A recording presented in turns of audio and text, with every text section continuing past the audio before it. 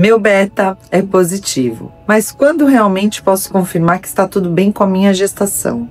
Essa é uma dúvida muito frequente das nossas pacientes que passam por tratamento de fertilização in vitro. E se você chegou até esse vídeo, parabéns, porque provavelmente você tem seu beta positivo aí em mãos.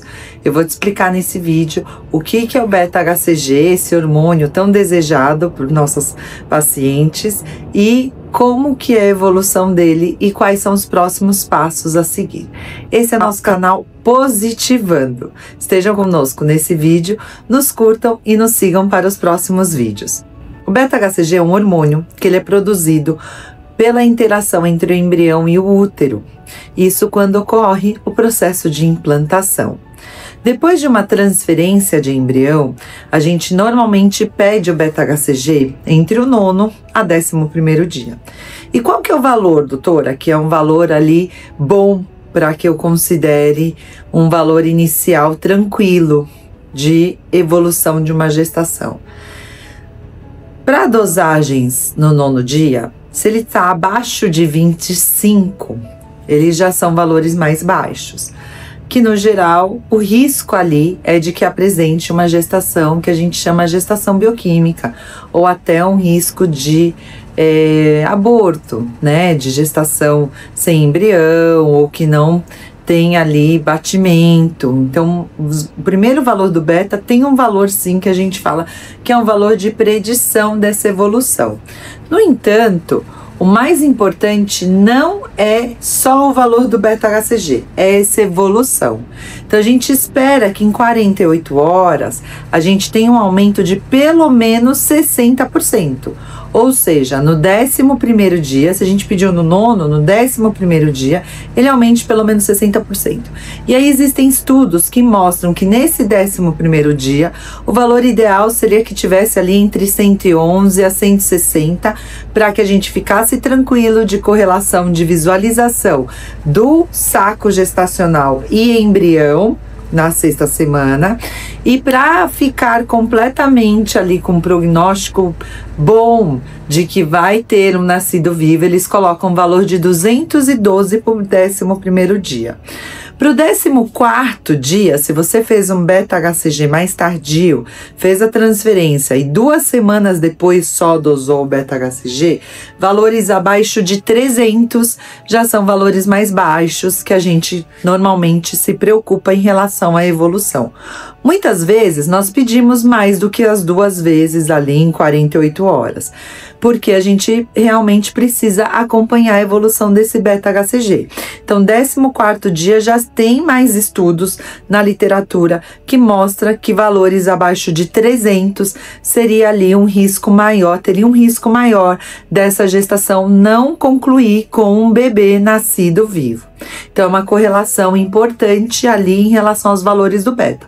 Mas claro que isso não é um fator determinante, porque nós temos casos e casos, cada médico tem ali um caso de que há um beta às vezes num valor mais baixo, ou que não evoluiu da forma adequada, resultou num bebê nascido.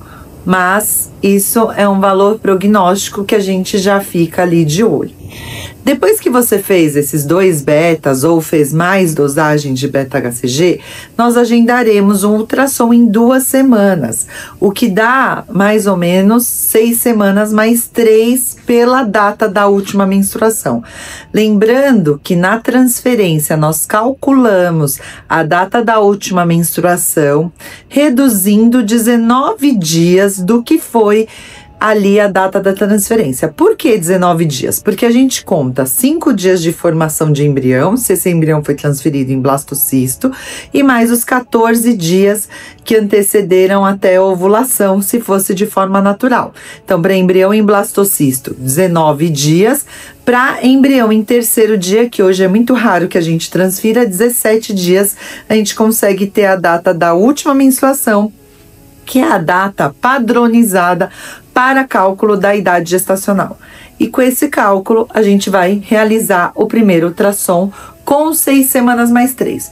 Ah, por que eu não faço antes de 6 semanas mais 3 dias?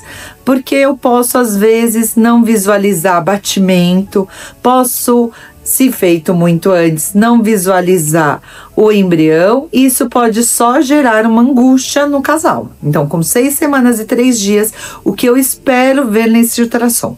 Saco gestacional, embrião e batimento. Quanto esse batimento? Normalmente, esse batimento tem que estar acima de 110 para 6 semanas e 3 dias.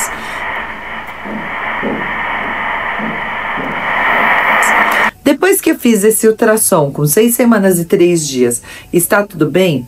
Muitas das clínicas já dão alta para suas pacientes e já recomendam fazer o desmame das medicações, se tiver tudo bem. Se caso tiver alguma questão ali que a gente deseja acompanhar mais, a gente acompanha um ultrassom até 8 semanas ou pede para que essas pacientes façam um ultrassom fora com 8 semanas.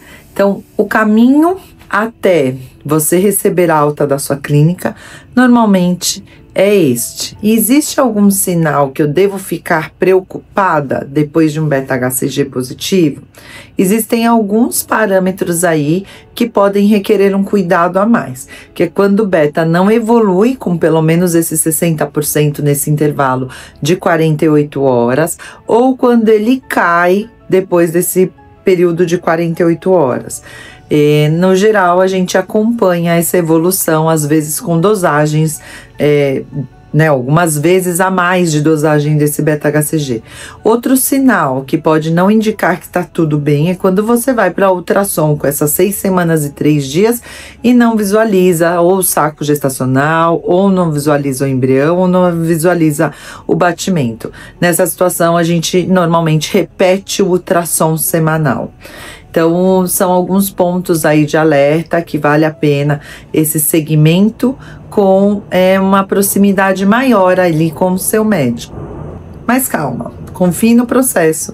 O primeiro passo já está garantido. Parabéns pelo seu beta-HCG. Se você tem mulheres que você conheça passando por este mesmo processo e que tenha o beta-HCG positivo, mande esse vídeo para ela saber cada uma das etapas depois desse beta. Se você tem amigas que estão passando pelo processo, mande este vídeo para desejar com que ela tenha o tão esperado beta-HCG positivo. Um beijo, até o próximo vídeo.